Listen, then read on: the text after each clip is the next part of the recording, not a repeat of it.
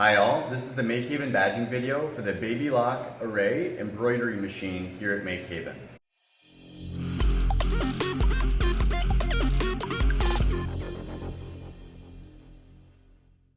So in this video we're going to cover the basics of how to use the machine. We'll also have separate videos on using future attachments as well as designing your own designs in separate software which you then import to the machine.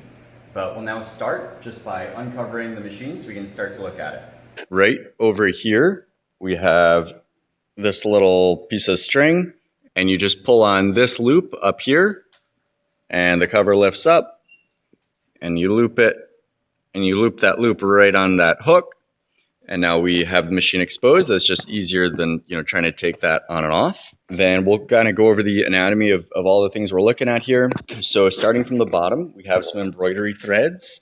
So these are top threads, meaning that these are the ones that are going to be visible from the top or the right side of your piece of embroidery.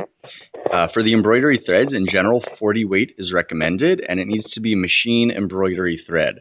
So it is a higher sheen thread, and make sure not to put normal sewing machine thread or hand embroidery thread in here. So it has to be specific, and 40 weight is normally what's used, though you can do higher or lower weights depending on your project. If you want, just make sure to use a needle that's appropriate. In general, for the bobbin thread that is visible on the wrong side or the bottom side of your piece of work, we have white bobbin thread available in the store for purchase. It's $1 per bobbin, and in general, white is fine because it's on the side that people can't see. If you do want to get your own bobbins, though, for some reason, then you need to make sure that they're type L to fit this machine. And in general, 60 weight is what this machine uses. So then going up on this shelf, on the right side, we have some miscellaneous stuff. So these are the manuals, which we'll look at. The manual is great, so definitely feel free to look at that if you have questions. Here's some extra stabilizers as well as a USB cord if you wanted to connect directly to a computer. Here are some cool examples. So you can see some examples of what have been done. So obviously really lovely projects that have been made and cool examples of the type of work you can do on this machine. These are tests, so we'll look at those in a little bit. That is how you can test to make sure that your threads are set right and the tension on the upper and lower threads are appropriate. In the next slot, we have the frames. So these frames are what hold your fabric in the frame holders on the machine. So what you'll do is you'll pick a frame that's appropriate for the size of the project that you're doing. So we'll get to that in a bit. This is the toolbox. So these are all the tools that you need for using the machine. So as soon as you start using the machine, you'll pull that out because you'll need all the things in there. And here we have some frame holders. So this machine comes with 2 frame holders, A, which is loaded on the machine now, and B. We don't have any frames that fit the B frame holder yet. So in general, we just leave A on there. And then alignment sheets. So in this packet are alignment sheets, which we'll look at in a bit, and those are just helpful for aligning your work in the frames. All right, so coming up here, we have the machine. This is the frame holder. This is the A frame holder. If you wanted to swap the frame holders, because we had frames that fit the frame B, then you loosen these 2 screws. So these 2 small ones here, not the larger outer ones. Take them all the way out.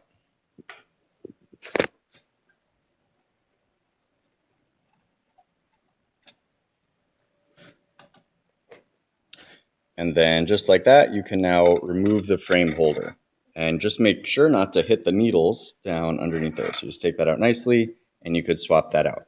But we're going to continue to use the frame holder A. So we'll put this right back in here, and just make sure that the holes align right with the pins so it sits in there nicely.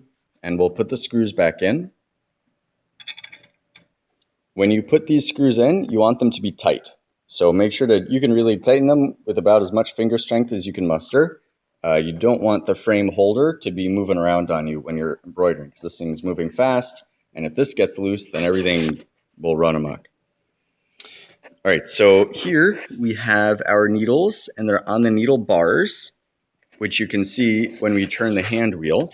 So on the back is the hand wheel, and you very rarely need to actually turn the hand wheel on this machine. When you do, make sure to turn it clockwise. So I'm turning the hand wheel clockwise, and you can see the needle in front coming down and that needle bar coming down with it. So I'll just turn it to do a full rotation until it comes right back up. We have some cool lights here, so that's all that these are, and they'll turn on when we turn the machine on. Then as we come up, we'll look more at threading the needles through this complicated series of twists and turns. These are your main tension adjusters.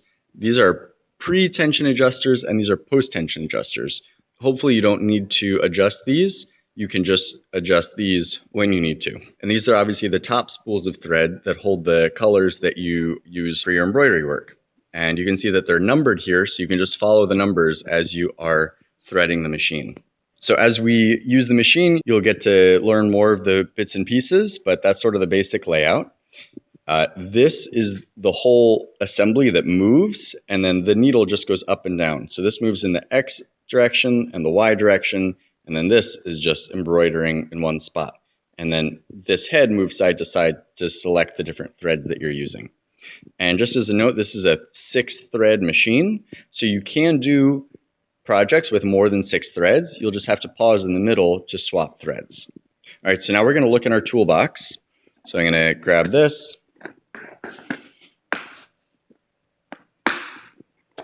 And in here, we'll look at the goodies that we have. So these are some extra bobbins. These are the ones that came with the machine, so feel free to use them. When they run out, we have more in the store available for $1 a piece.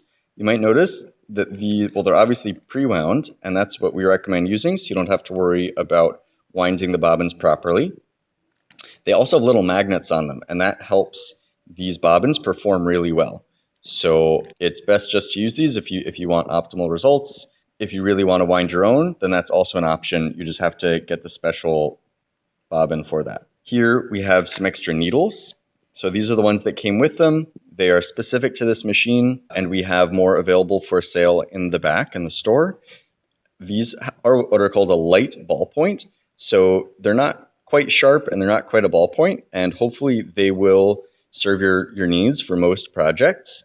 If you find yourself doing something where you need more of a ballpoint or you need it to be more sharp, then you are welcome to get your own needles. They just need to be of the same type. And then when you're done, please put the normal standard ones back in the machine so the next person doesn't get surprised with weird needles. The needles last about 5 hours of active use. So when you notice that the needles aren't performing quite as well as you think they should be, then you're welcome to replace them with new ones, and we'll cover how to do that. Here we have a weight. This is for calibrating the tension in the bobbin. So if you find that your tension isn't good, then this could be something to try to diagnose that problem. We'll look at that later. These are little pads to go underneath your top threads. So if you're using small spools of thread, then these will help to make sure that the thread doesn't get caught underneath the spool. So you could put these underneath your spools. Here are some tools. Here's a Phillips screwdriver. This is just a little seam ripper inside a container. Here's some oil. So we'll review oiling shortly. This is the little bottle, and then there's a larger bottle here. The little one is the one that's open right now, so let's use that one up first, and then we can go to the bigger one. This is a useful tool to get to both for threading and for replacing needles. And then these nets or socks are for going over spools of thread that are being difficult and the thread isn't staying where you want it. So just to review how you would use this guy, you would put the sock over the spool and then fold over the excess so that it isn't in the way, just like that. And then in that way, the thread is sort of controlled and will just come out the top and won't come out in weird places that you don't want it. That can be especially helpful for metallic threads. The tweezers can be helpful when you're trying to get the thread when it's in a tough to get spot. Here we have some thread snips, which we'll use frequently. Some little scissors for getting into tough corners. Some more little scissors. Little flathead screwdriver. And then this is the tool we use for changing needles. A wrench. And then a little brush, which you can use to clean out the bobbin case as well as the needles if dust collects in there. And then this is a stylus, which you could use with the screen as an alternative to your finger if you found it easier to hit the small buttons with a stylus. All right, so now that we've reviewed the tools in the toolbox, we're gonna turn the machine on. So coming over to the machine, the power switch is right here on the back. And when the machine turns on, it does this loading sequence. And it reminds us that we need to put a drop of oil. Well, it just went away, but it reminds us that we need to put a drop of oil onto the bobbin case every time we use it. So make sure that that is a part of your routine. Now it's warning us that the machine will move, so steer clear. Click OK, and it will in fact move a little bit, and that's just doing its little jig so that it can figure out its position, so it knows what it's doing. All right, and you can see that the light's turned on, and we have our main screen here. So now we're going to run through all the various steps that we need to make a design. Then what we're going to do is actually hoop our fabric into a frame with a stabilizer, and then we'll go through the threading process. So you see, after it tells us where it wants the threads, how we put those colors in the right spot. But before we actually get started with making these designs, we're going to listen to the machine's advice and oil the bobbin case down here, just so we don't forget that later. So we'll open this up, and then we're just going to pull this little guy out of the way a little bit. And we can look inside the bobbin case here to see what we're working with. It's a little bit awkward with this piece of metal here, but you just kind of make do. So we pull this forwards and pop you out. And we can see here that the bobbin has a lot of thread on it. If you're doing a longer project, you want to make sure that you're putting in a bobbin that has enough thread. We'll just look at taking this in and out, so we don't need to do that again in a few minutes. All right, so here we have our bobbin, and it's in there with a magnet, so it can be a little hard to get out. So we're just going to give it a little whack to encourage it to come out, and pull you out. And you can see that that magnet on the back, that black part, is what goes towards the metal bobbin case. So we're going to drop you in, and that makes sure that the thread is going in the right direction. But just as a note, we always want thread to be going clockwise, so coming out in a clockwise direction, or when you pull on it, moving that bobbin in a clockwise direction. So then we're going to, this is the same as a normal sewing machine. It's going to go up through that slot, and we're going to pull it over so it pops through that hole. Now it's coming out the top. We just want to have a little bit of a tail on there for it to grab onto. Then we're going to go back over to the machine, and conveniently in the machine there's a little diagram of what it wants us to do for oiling. So it's saying that it wants us to drip some oil on the right side here on that little orange marked piece of metal. But looking at the side, that's not visible. So that means we need to turn the handle a little bit to get there. So I'm going to turn the handle on the back clockwise so that that is visible to us.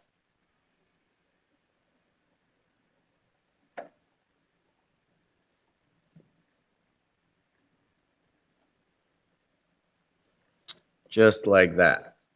So now, hopefully you'll be able to see on the right side, right in that slot, there's that piece of metal, and that's where we're going to put a drop of oil.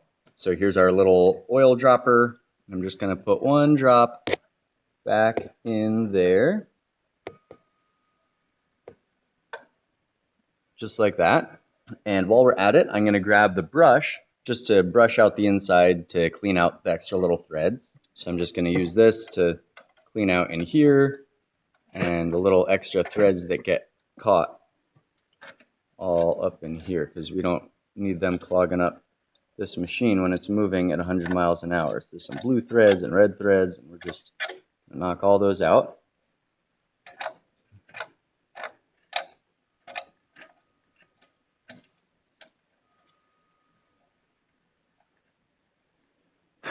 And it may be tempting to skip this step because it seems a little tedious, but that might bite you in the butt when the machine has a problem in the middle of your program.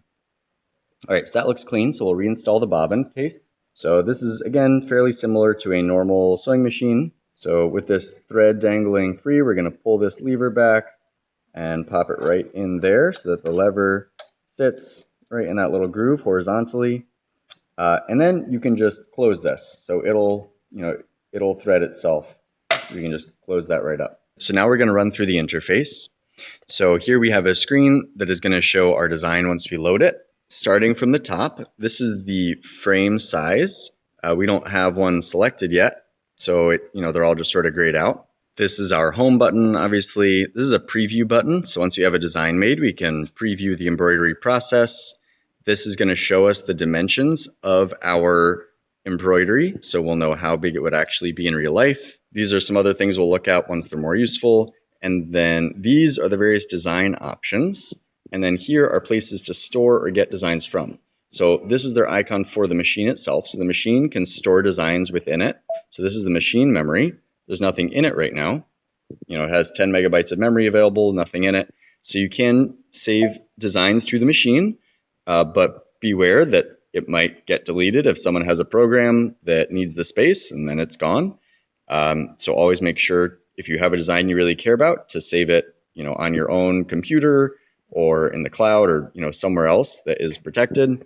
This is a USB stick that we have, so you're welcome to use this to transfer files from your computer to this machine or from a MakeHaven computer to this machine.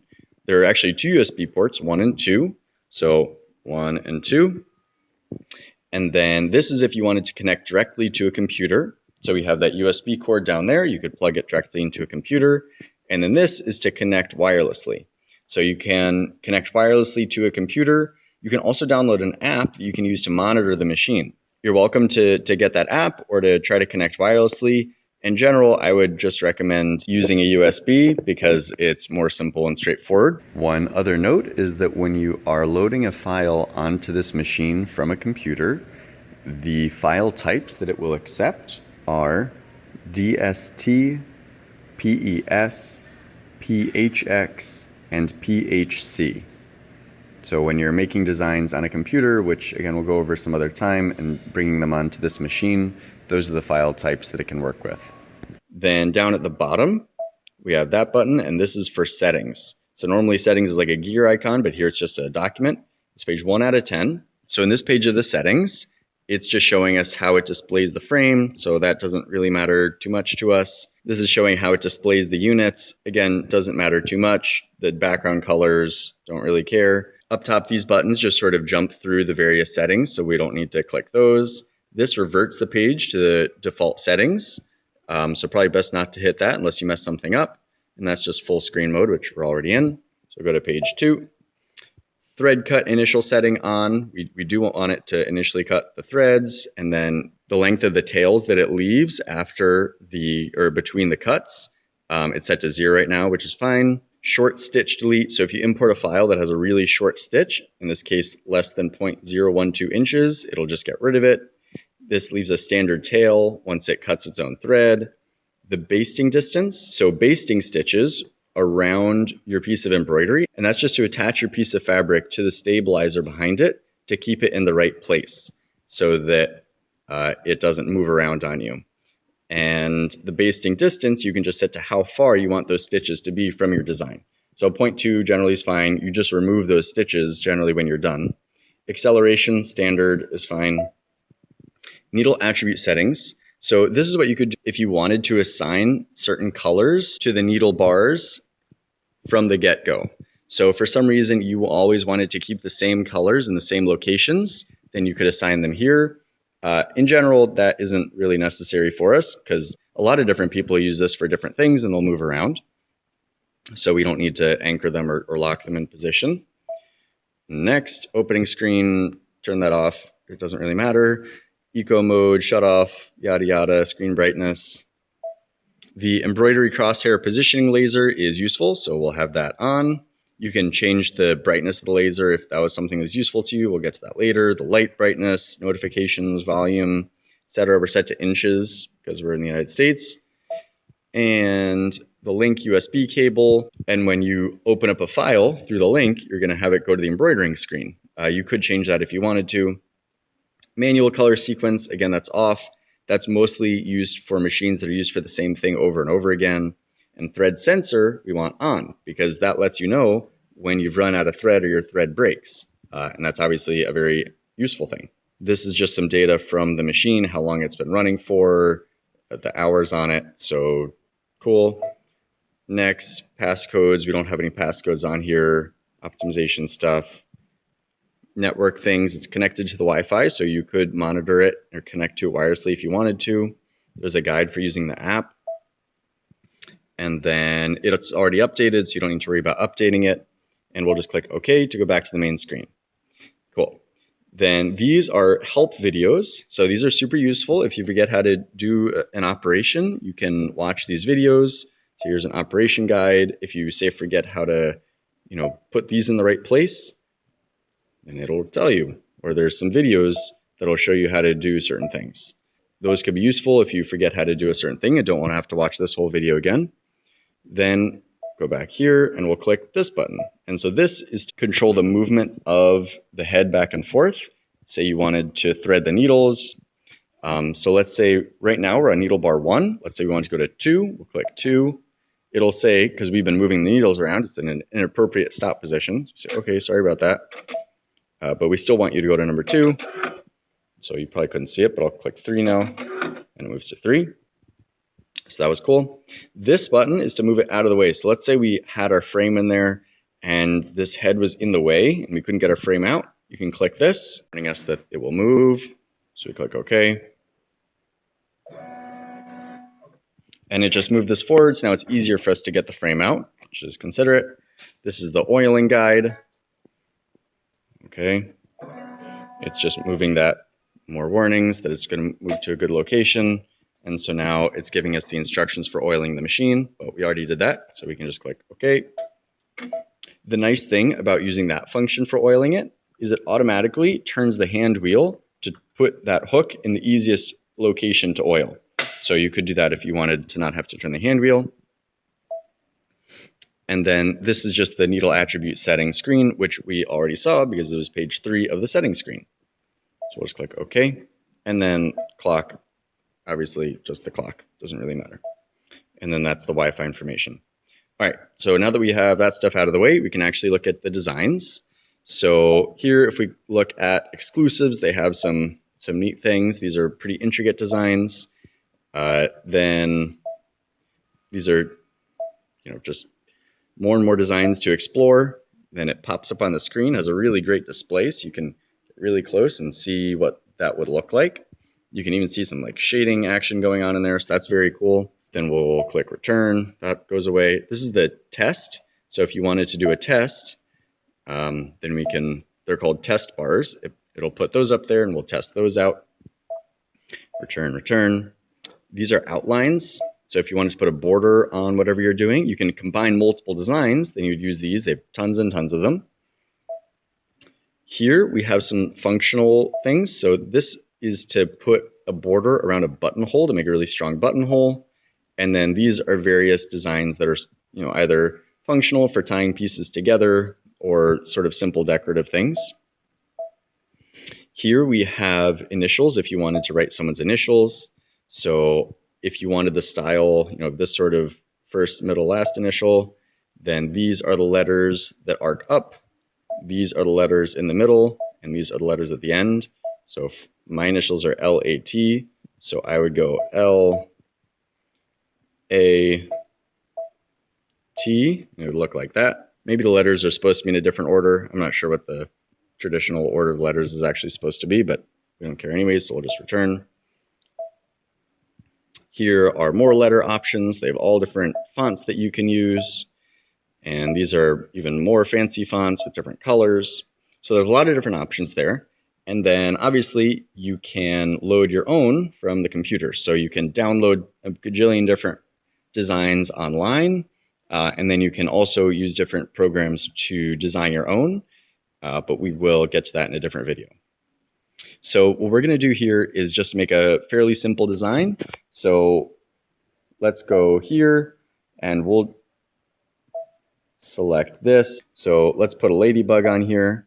And then if we like that ladybug, like that, then we'll click set. And now it's going to let us do all sorts of modifications to that. So we'll get to that in a minute. But first we're going to click add because we want to add a border to our ladybug.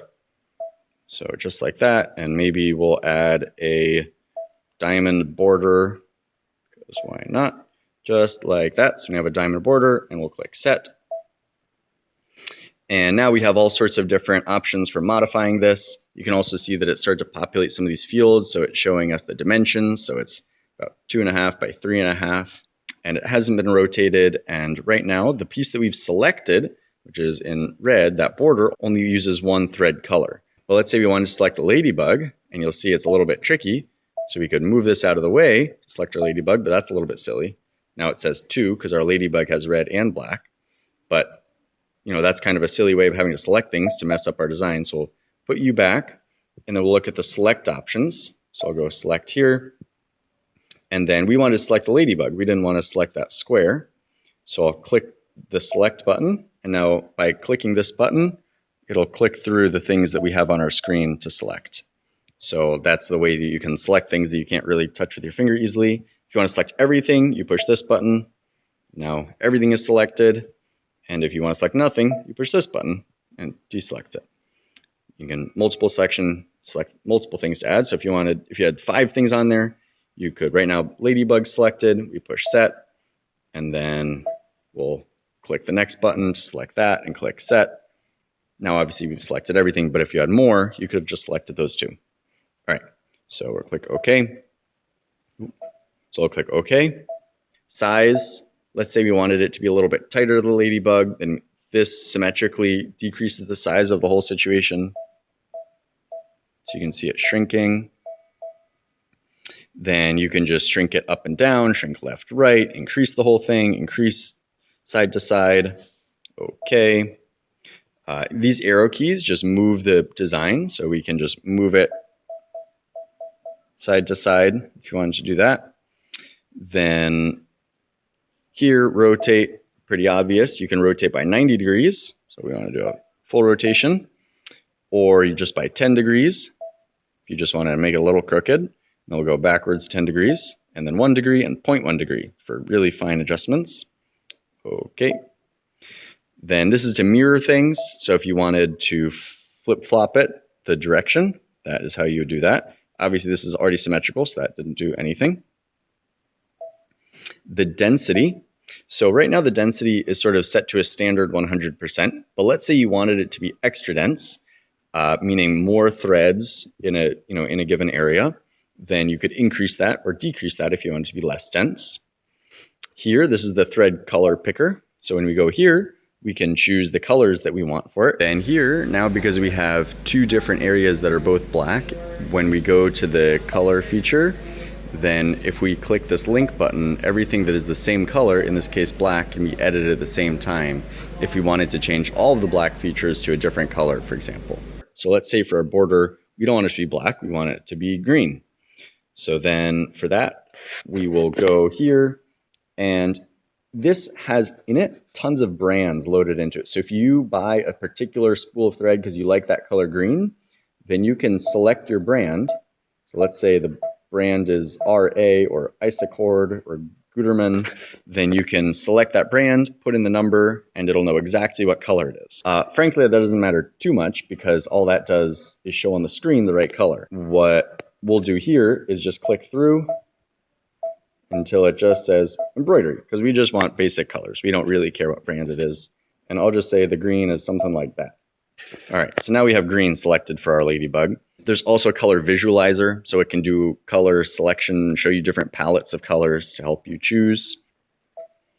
Then going through the buttons, we still have our ladybug selected. We will go here. So this is if we wanted to do a whole pattern, an array of ladybugs, for example. So here it would add them horizontally.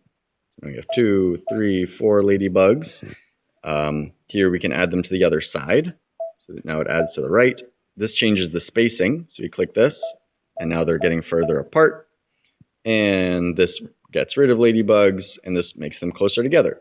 Then same thing for vertical.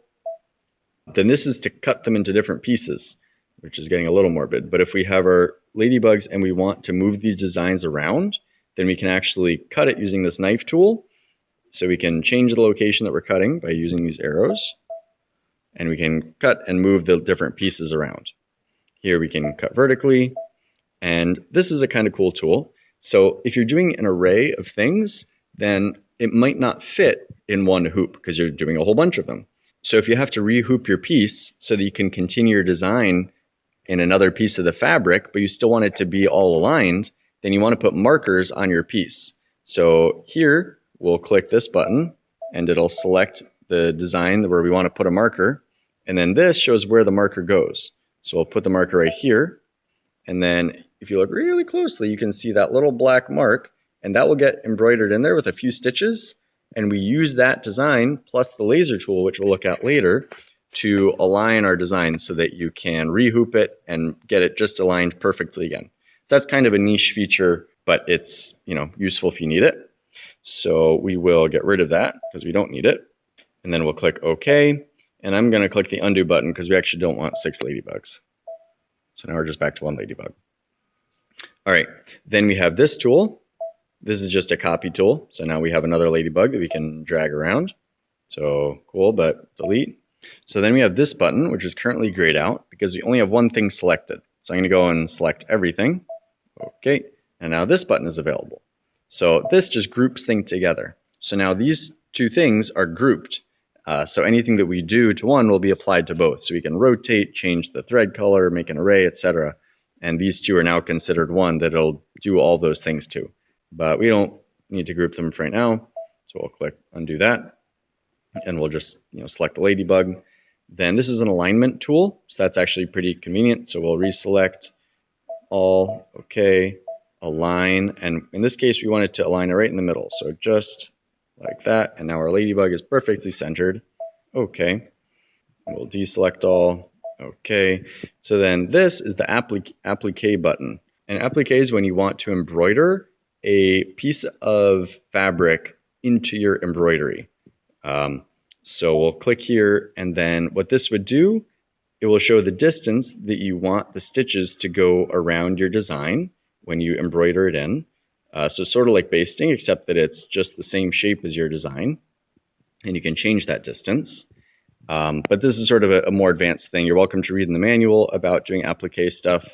We don't need to dive too deep into that for right now, but that's the basic idea, is putting a piece of fabric into your embroidery. Then here, this is another pretty cool one. So when you do this, it is going to add like some cool quilted embroidery kind of designs around your design. So here it's just sort of a squiggle pattern. Here it can do other sorts of wavy patterns, but that's the basic idea. You can change the distance and the spacing of those. Here are the different frame holders that are available. Again, we just have the A one for now. Cancel. Okay, so then down here, this whole row is grayed out, and that's because we don't have any letters in our design. So if we did, and we can add some letters here, we'll click add, and we'll add some cool letters, and we want to type bug, B-U-G, just like that. And now as long as we're here, we can look at all these buttons. So here we have large, medium, small, so large, and just made it medium, and then small. We'll leave it as big just so it's easier to see. So you can make an array. So this will arrange the letters on a slope around curves and different shapes. Pretty cool. Change the spacing, change the alignment, different fonts.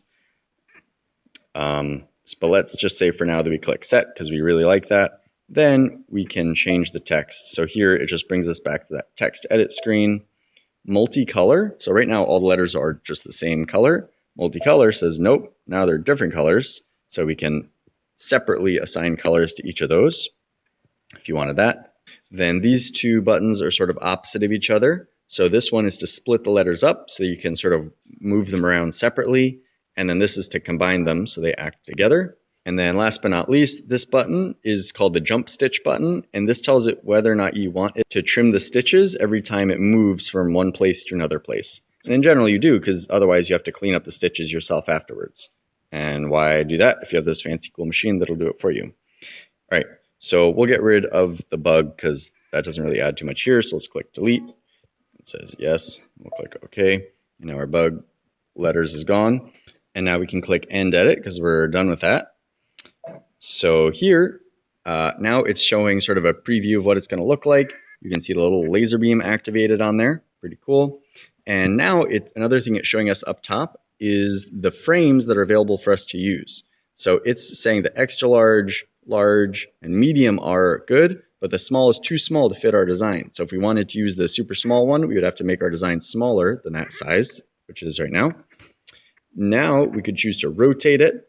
So that could be nifty if we're trying to align our design. Just like that, we've seen that before. So then these are basting stitches if we wanted to secure our design. If we wanted to secure our fabric to the stabilizer fabric behind it, it'll just puts that on there, but we don't really want basting stitches right now. So then we have this button. This changes the individual settings for each thread. Some of the pictures, little icons they have are hard to understand, but you can see the two threads are different colors, and they have that piece of paper which they use for settings, so you can kind of get what they're trying to say. You could say for each of these threads, the hand is like they call it a reserve button, and that means it will stop after doing that. So if you click the hand, then it'll stop after doing it. And here it just won't do it at all, so we'll just skip that. So here, we just got rid of the black. Okay, we don't really care about that. Here, this is for aligning. So let's say that you were trying to get your design aligned perfectly above the pocket of a shirt because you were doing some embroidery right above the pocket. Then we'll look at how you'd use these tools to get it aligned just perfectly on your shirt. Okay. This is the color sorting button. So let's say you had a complicated design with a whole bunch of stuff going on, and it was going to go from black to red to purple to black again. Then that's kind of inefficient because it would be faster just to do all the black at one time so it doesn't have to move back and forth. And that's especially important if you are doing more than 6 colors because you don't want to have to switch colors and then switch back again. You'd rather get all of them out of the way and then swap to different threads. So just to demonstrate the color sorting feature, here I changed the border to be black. So now when we go to end edit, and then here we activate the color sorting, when you go to embroidery, it's put the 2 blacks first, versus when we get out of there and don't do that, then it's separated. So that's the benefit of that feature. This button is going to tell it, we don't really care about the colors here. Skip the colors, do the whole thing in one color. So we click that, now the whole thing's in green, it'll just do it in one color. We haven't actually set the color yet, but it'll just do it in one color. We don't want that.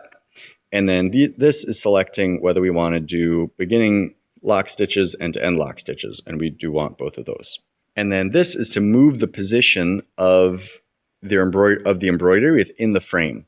So let's say we just wanted to move it slowly, then we push this button, and when we click this, it's moving very slowly. I'll move it faster so you can see. Whee! So you can see our piece of material would be moving. Then down here, we could go back to edit the design. So I'll just bring us back and edit. Memory. So if we wanted to save, then this button will let us select the starting and ending spots if for some reason you cared about that. So here you can choose where it starts. Here it's in the middle, and where it ends, it's in the middle, but you could move that if you wanted to. And then here, this is sort of, it does a trial, so it'll move in a full square around our design to make sure that it's in the place that you want it to be and to make sure it isn't going to hit your frame. That's very important. And then embroidery would take us to the actual embroidery screen. But I think now it's a good time to actually load our fabric into a frame. So I will remove this extra large frame and just use the large frame. Again, if you wanted to make this easier by having it pulled all the way out, then you can just go to here and here and here, and then it moves it forward for us, which makes things a little easier.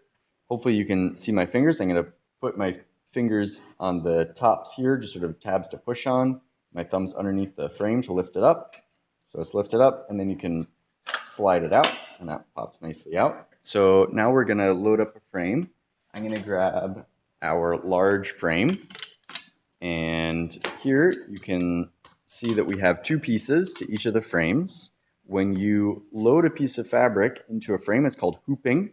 So we are going to hoop the material onto our frame. This piece goes on the outside and on the bottom, and the fabric is going to get stretched under it so that it will be held on the bottom.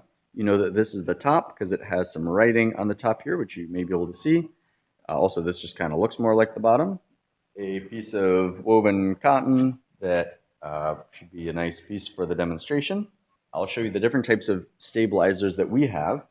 So there's a wide world of stabilizers, and in fact in the manual you can look at a bunch of them. So I've bookmarked the stabilizers page in the manual, so you can flip right to there. And again, this is a great manual, so definitely Should refer to it frequently if you want to learn more. And here it shows for all the various things that you might do, what kind of stabilizers you want to use. So here's the fabric or garment you can choose from, the number of backing pieces, so the pieces that go on the back or the wrong side of the fabric, and the number of topping pieces that go on the top. So topping stabilizers can be used when your material has a pile, meaning little, things sticking up from the top, and you don't want the needle to get stuck in there because that'll kind of mess with the embroidery. So you can put a stabilizer on the top. So if you had something like velvet or something fuzzy, then that wouldn't be any good. So you would put a stabilizer on top. So here if we had terry cloth, it would suggest on the back, one piece of tearaway stabilizer on the back, and then a water soluble or wash away stabilizer on the front. And then it'll give some other suggestions for it. It has small terry loops, and that's why you want to make sure to have that water soluble stabilizer on the front. A satin jacket, it's saying use one tearaway on the back. Most don't need a topping piece of stabilizer, but some do if they have that pile on the front. Occasionally, it'll even say you want multiple layers of stabilizer. For example, here for lingerie or silk, it says 1 or 2 lightweight tearaway. And in addition to having the useful information for the recommended stabilizers, it also has a lot of great detail here for the kind of speeds and needles and etc. that you should use. So now we'll look at the stabilizers that we have. So we have these 3 available in the store. This is the Cutaway. So this one, you do your embroidery through, and then you literally cut it away with scissors. So a bunch of it sort of stays there, and you just sort of cut around it. And it's in the back in a place where you can't see it anyways. That's fine. This is the tearaway. When you're done, you can just sort of tear it off, and you might sort of be familiar with this on the back of a jacket or something or a shirt. You can sort of pick those pieces of stabilizer out. And then this is the wash away. So this is what would go on front. And then you can just sort of wash, use some warm hot water and it'll wash away when you are done. Here we have the wash away stabilizer, the cutaway stabilizer, and the tearaway stabilizer. Here are the needles for the baby lock, as well as the magnetic core pre-wound bobbins. The purpose of the stabilizer is literally to stabilize the fabric. Because if you just had this kind of flimsy fabric in there, it can stretch, it can have wrinkles, and it'll be bouncing all around. And that is hard because, as you'll see, the embroidery machine moves really fast. And so this would just be going all over the place, and the stitches would be kind of a mess. So the stabilizer is useful to make sure that everything stays just where you want it. In the manual, it often recommends using iron-on stabilizers to hold it really firmly to it. We don't have any iron-on stabilizers, but you're welcome to get those.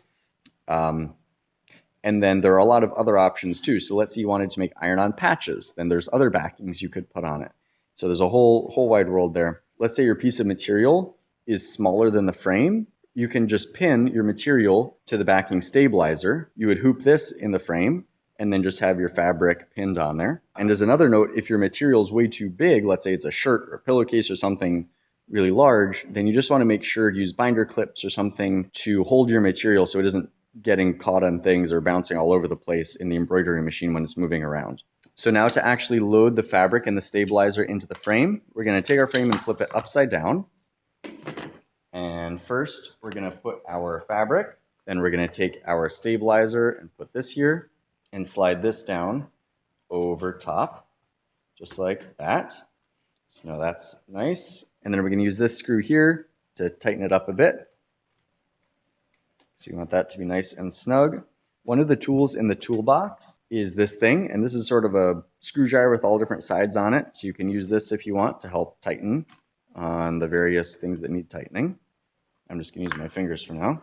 So there's that. It's snug, but it's not tight. And then we're going to flip this over, and we want this to be wrinkle-free. In fact, we want it to be about as tight as a drum. So we're going to pull this snug, make sure to get rid of all the wrinkles. And I'm going to hold the frame on to make sure that it doesn't pop out on us because it isn't totally tight yet. So no wrinkles. And then you can push on the top to make sure that it's firmly seated down there. And pull on it a little more. And push on it a little more. And then the test is to see if it's tight as a drum. That sounds pretty good to me.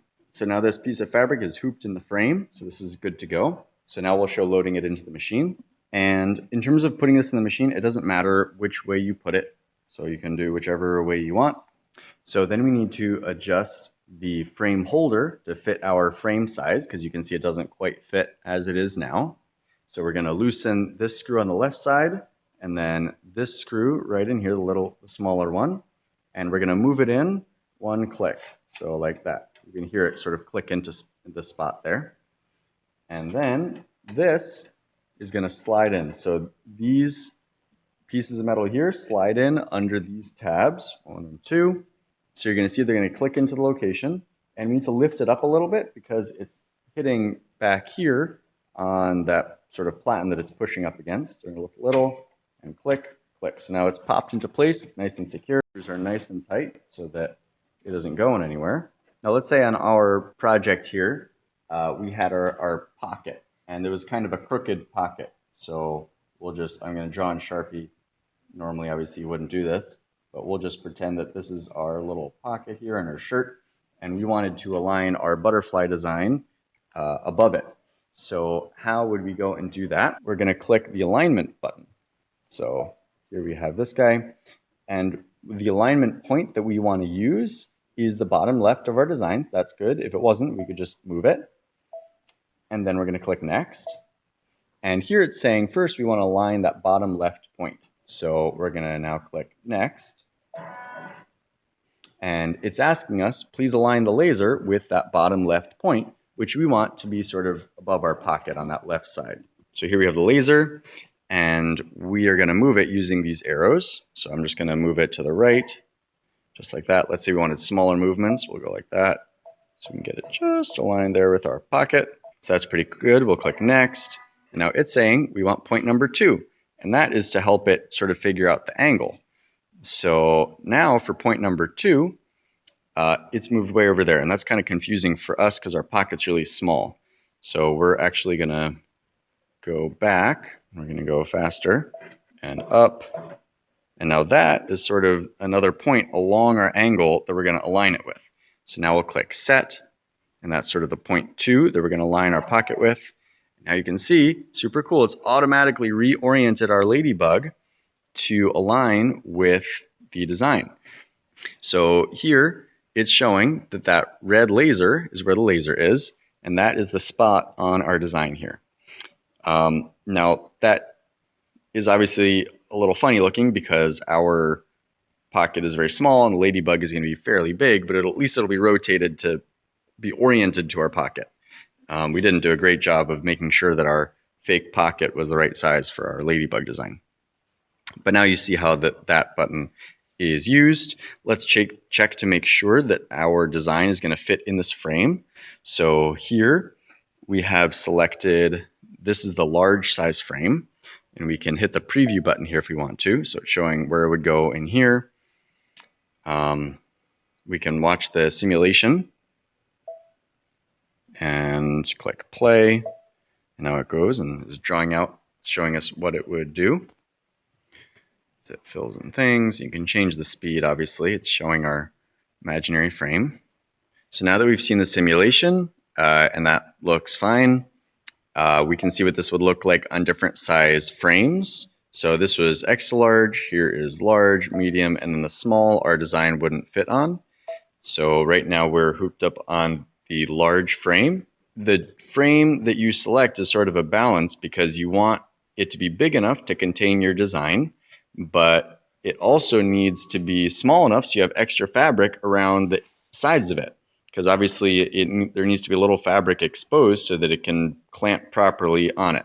So that's sort of a balance that you need to figure out. Here we have that one sort of selected, and it'll show where it'll land.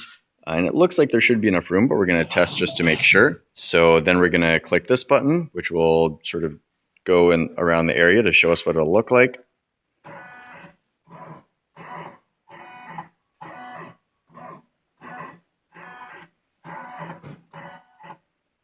And that looked good because it didn't, look like it was going to hit the back frame or anything. So that is all set. And here, this button just turns the laser on and off. That is all of these buttons. So we're going to click on the embroidery button.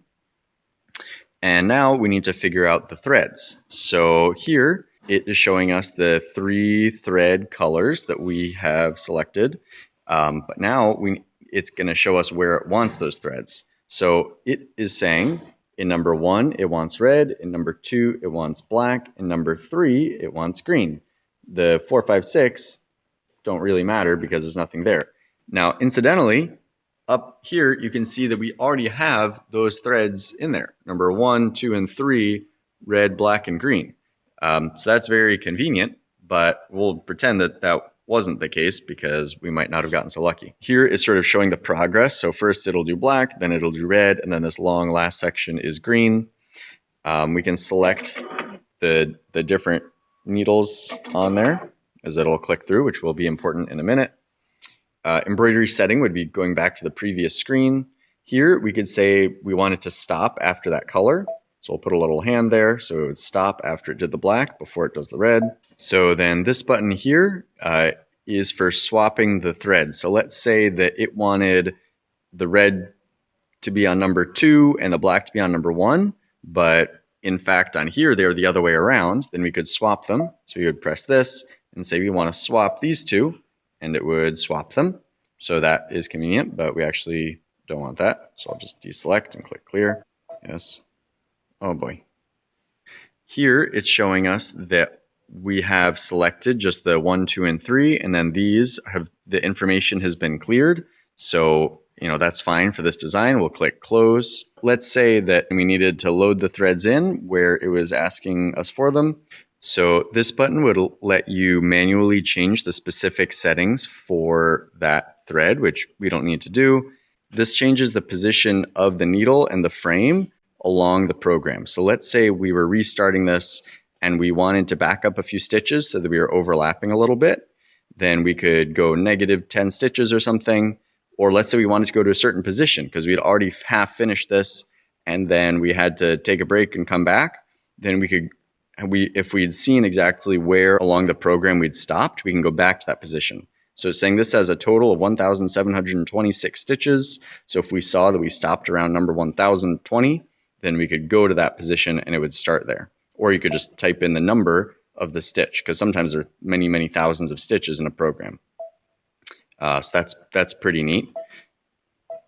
Then this is showing the speed that we have for the stitches. So right now it's set to 900 stitches per minute. The range is 400 to 1,000. You want to go slower stitches if you're using a really delicate thread. So if you're using a thread like a metallic thread or something like that, then you should go closer to 400. You might also want to go to a slower speed if you are going on a really heavy duty fabric or a really thin fabric. So there's some reasons, but for this is a sort of normal fabric, so leave it at 900. Now that we've selected those things, we could actually do this. But what we're going to do first is we're going to unload a thread and reload it to show you how that would be done. So we're going to grab the thread snips, and we're just going to snip the thread here, and then pull out this red thread so that we can rethread it to show you how that is done. So taking the red off and pulling it all the way back through. And you can see that this machine embroidery thread has a sheen to it. And that's one of the ways that you can tell that it's for embroidery. So we're going to drop that on here. We're going to put this cap on top of it to make sure that the thread stays where we want it. And we're going to run it through the numbers. So starting here, we're going to go from the back and through number 1. With 2 hands, this is easier. And then we're going to go through 1 here. And then we're going to come down here. Right through that hole.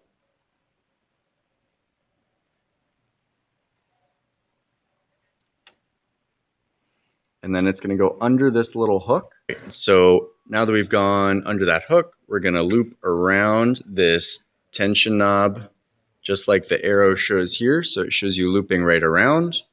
Then it's going to go to the right of the bar. Then as the thread comes down, make sure it's following the line, going around the bars where the line indicates. So in this case, we need to move the red thread over to this side. and then goes down under that clip. And then we're going to come down through the slot like that and up again, and then it's going to go through that little hole. So we're going to feed it through just like that, making sure that it stays in the slot where we wanted it. Just like that, then back down. We're already selected at needle number 1, but we'll pretend that we aren't. So let's say that we need to select the needle that we're loading. We're going to go here to this button and select it. So let's say we were going to number 2. We push number 2 here. But we're going to number 1, so I'll push number 1. Just like that. And our red thread is going to go down through this hole right there. And then we'll pull that through the bottom. And we want a little extra length here, so I'll pull that out a little more. And now we want to load that needle. So what we're going to do is we're going to click this needle button. You can see sort of the threading the needle button. So I'll push that, and you'll see what happens. So it gets ready to load the needle. And we're going to go, and this is a little bit tricky, so we're going to grab a tool for this, and we're going to use this tool to push the thread just behind this hook. So you see that hook, it's going to go right behind it, just like that. Just like that. So now it is hooked behind there. And then we're going to go down under these 2 little hooks and under this hook, and then up. So I'll show you that from the side, which might be easier to see. So it's going underneath these 2 hooks and that hook, and then coming up. And then you go over this white thing, and it has a little cutter in it. So when you pull, it cuts your thread. And you just throw that in the trash. And then we're going to push this button again. And it just threaded itself. So that is pretty freaking cool. And then what you could do is then you would go to number 2, and you would do the same thing for number 2 and all the way down the line. And it looks like actually this thread, the number 2, the black one, has come undone. So we need to redo that. So we'll go to number 2. And then we'll check just to make sure that everything else here is good. Number 2 is coming up, over, down, around the bar, around that tensioner. It's under the clip at the top. It's under the clip at the bottom. It went down. Actually, we can see a mistake here too. So you can see that this red thread jumped over. So we need to make sure to keep that in the right slot. So there, now that is back in the right slot. And we'll maybe just sort of pull a little more tension on that red guy so it doesn't go anywhere on us. And then this black one is going to come back down. And I'm going to run through the same threading operation. So down through that top hole, and then it's going to go behind that hook right up here. We'll hit the needle threading button. It'll go under the 2 hooks there. We're going to cut the thread and then push the needle threading button again. Now, as long as we're down here looking at the needles, this is probably a good time to show what changing a needle looks like. So let's say that the needles were dull, or you wanted a different kind of needle and you want to change it out. I'll show what that looks like. We'll go to number 3 just to change it up. Move over to number 3. And now I'm going to snip number 3. And in addition to having that little pokey bit at the front, this also has a grabber tool, which we'll use later, but you can use that to grab the thread. So I'll just grab it, and then we can pull that out. And then I'm going to grab the tool we looked at earlier, this little wrench for changing the needle. So I'm just going to put it right in here in that front hole, just like that. And we're just going to loosen it a little bit. And then we can use this tool again. We're going to just pull back on it like that. And now you can use this little grabby piece to grab onto the needle like that and pull it down just like that. So here's our needle. You can see the flat back, and that flat back faces the back of the machine. Something else to bear in mind is you never want to use a bent needle, so make sure that it's nice and straight. So that looks pretty good. So we're going to load this back up in here.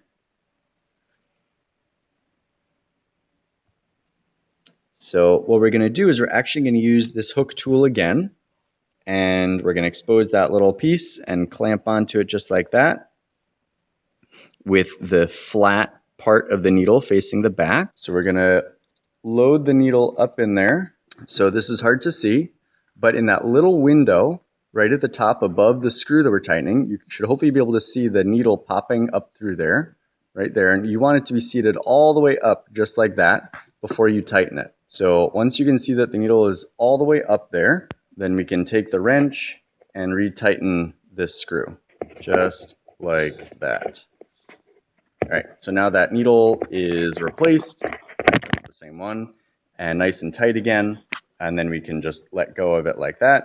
All right, so we've got these all nicely threaded in there. As a note, it's important that those threads are trapped in that little wire brush holder situation in the back, because if they're trailing around, then they can get caught under each other. We should do a test, do the test bars to make sure that our tension is good. So what we're gonna do is click OK here, and then we're gonna go back to the home up here. And we're gonna cancel that. Then I'm gonna click the clover and the test bars. These guys set. We're not gonna do any funny business here. Edit, end. And we're gonna stick this over in the corner so it doesn't mess with our design. So we're just gonna move you over here so that it's now stuck in the over in the corner there, and then we'll make sure there's a good spot for it.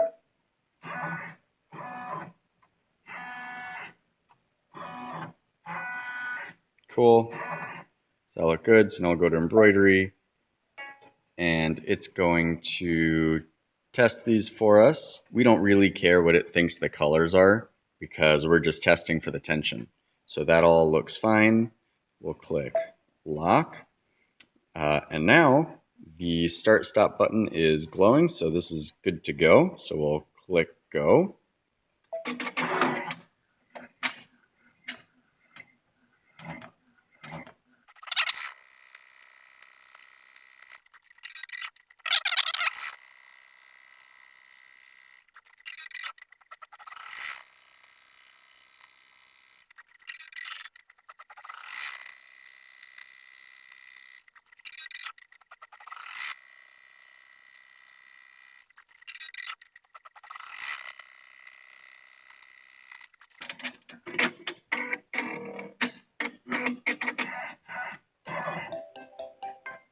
All right, played that little tune because it just finished, so I'll click OK.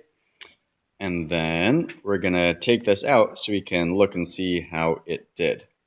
So we're gonna lift this frame out and slide it out just like that. So here we can see that the front looks good. It doesn't look like the threads are loose or, you know, flopping. There's no like kind of loose threads hanging out, which would mean that the tension is too low. Then if we look at the back side, we can see that what we're looking for is the top threads, so the colors, we want them to be about 1/3 showing through on either side, and then the middle 2/3, or you know maybe, and then the middle half-ish to be the bobbin, the bottom thread, or the wrong side thread. Something else to keep in mind is that bobbin tension, we just have one adjustment for, but we can adjust all of the top tensions. So let's say that on all of them, the white was really, really small, then that would mean that the bottom tension is too high. So if you imagine, it's always a sort of a tug of war between the top and the bottom. And if the bottom is tugging too hard because its tension is too high, then it'll be really tight and it'll pull the other one in. So that would mean there'd be very little of that white thread showing for all of them. Or if all of them had a lot of white thread showing, then that would probably mean that the bobbin tension was too loose. But here that doesn't really seem to be the case. It seems to be about even. It seems to be that the difference between them is in the top threads. So here, they all look about the same except maybe green and orange, where they look a little loose. It looks like there's only a little bit of the green and the orange showing. So what we could do in that case, that probably means that the tension is a little too high on the green and orange. So we could loosen a little bit on the green and orange so that they get pulled in a little bit more. So over here, we have green and orange over on 6 and 5. And over here, we have 6 and 5. And what we can do is just loosen them a little bit. So maybe, just like a 1/8 of a turn. And now what we can do is another test to see how that changes it, to see if that improved it. And if we were really being serious, we could iterate a bunch of times to make sure that we get the perfect results. All right, so I ran another test. This is the new one. So we'll flip it over. And here we can see that the green and the orange are a little bit better than they were over here. So it wasn't a huge difference, and we could continue to fiddle with it if we wanted to, but it looks pretty good. So we saw there how to adjust the top thread tensions. That was just by either tightening the tension by turning clockwise or loosening the tension by turning counterclockwise. And then if you wanted to change the bobbin tension, and you should only do that if you're pretty sure that you do. You could check with the facilitator. Then you take this out. And there's a screw on the side right here, that bigger screw. You would turn with the flathead screwdriver in here, and you would turn it just a little bit clockwise to make it tighter so it clamps harder on that thread. Or you could loosen it a little bit, maybe a 1/4 turn, turning counterclockwise to give it less tension, if all of the bars were doing the same thing in one direction or the other. Another technique you can use is they provide this weight, and you can tie this weight onto that thread.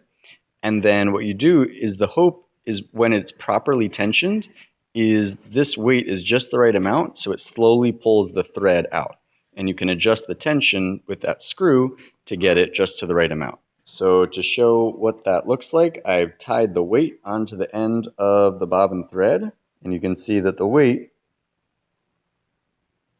slowly comes out the bottom. So that's how we know that the bobbin's pretty good, and we will load that back up into here.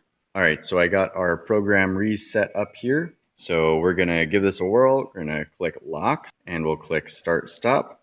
Now it's gonna have at it.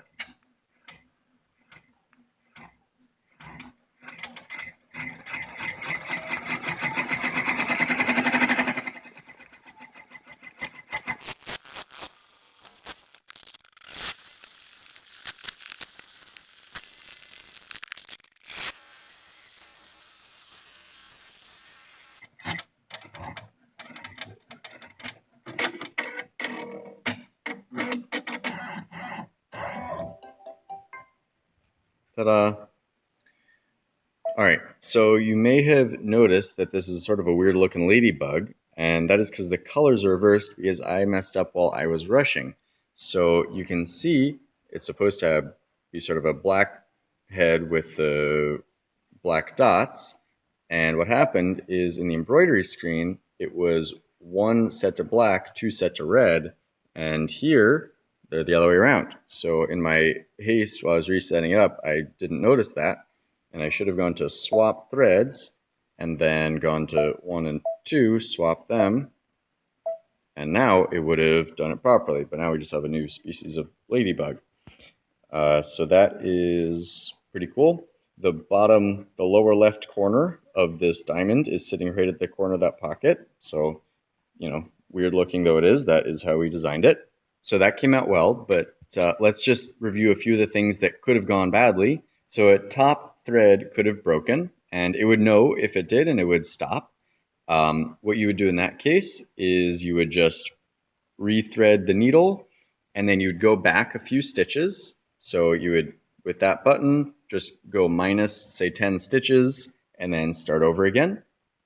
If the bobbin either ran out or broke, then it would also stop. But the top thread would still be connected. So what you would do then is hit the scissors button, and that would just automatically snip the thread as you saw it do earlier. And then you could take the frame out gently. You could move it to the forwards using that button as we've seen earlier to remove the frame, replace the bobbin, take out any bad stitches where the bobbin thread wasn't there, and just snip those out, put it back in, and reverse, however many stitches you need to, and then get it started again. One thing I didn't touch on is using the aligning sheets. So we could grab the large size aligning sheet from here. So this is the size large sheet, and this can get dropped right into the frame, just like that. And then this will show you exactly where the middle is, and there are even holes through here. So you can mark on your fabric, align your piece there, say if you're trying to line it with a pocket or a middle of a pillow or something like that. So this can be a useful accessory. Also, let's say we like this design and wanted to save it for later. You can click the memory button, and then right now we're plugged into USB 2. So we'll just click USB 2, and it just saved it. So now that's available for use later. If you're having difficulties, you can use the troubleshooting screen here. So you click that question mark, and then in here we have the operation guide, and within that troubleshooting. And so here it has all these various things. So you could say like, oh, well, the needle breaks, and it'll offer some suggestions for what to do about that. So that's pretty cool. So just because we've been jumping around a lot, I want to run through the workflow quickly so you can have a better understanding of how each screen goes to the next. So this is the home main screen. From here you can select a design, or you can open a saved design from down here. So let's say we just pick a random design, click set, and that brings us to the design editing page. From this screen, you can change the colors. So this is where you tell it what colors you want your design to be.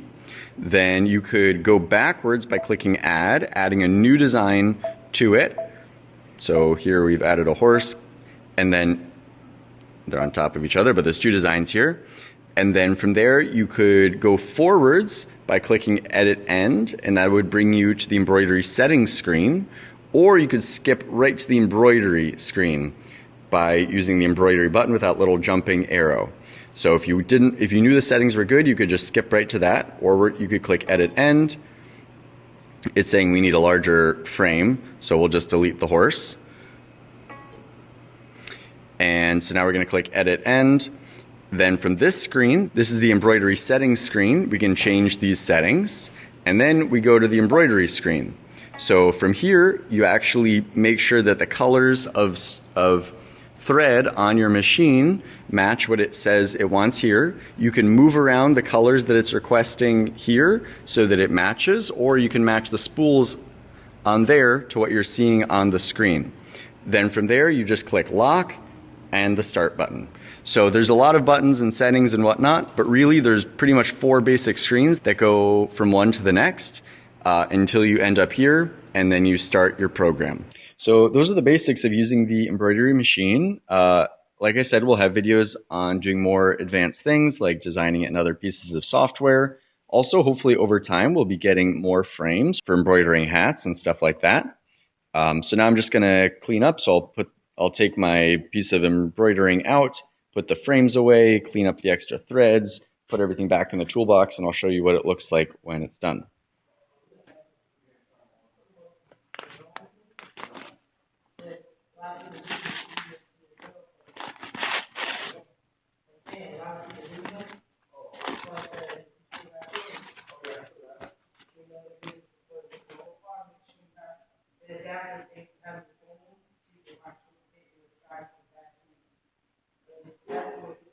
So then when you're done, we're just going to turn the machine off in the back here, and we're going to lower our cover just by unlooping this thread, and it comes down nicely, and then it comes down, and you can just sort of help it a little bit. All of the accessories are put nicely back where they belong, and then you are good to go. So thanks for watching.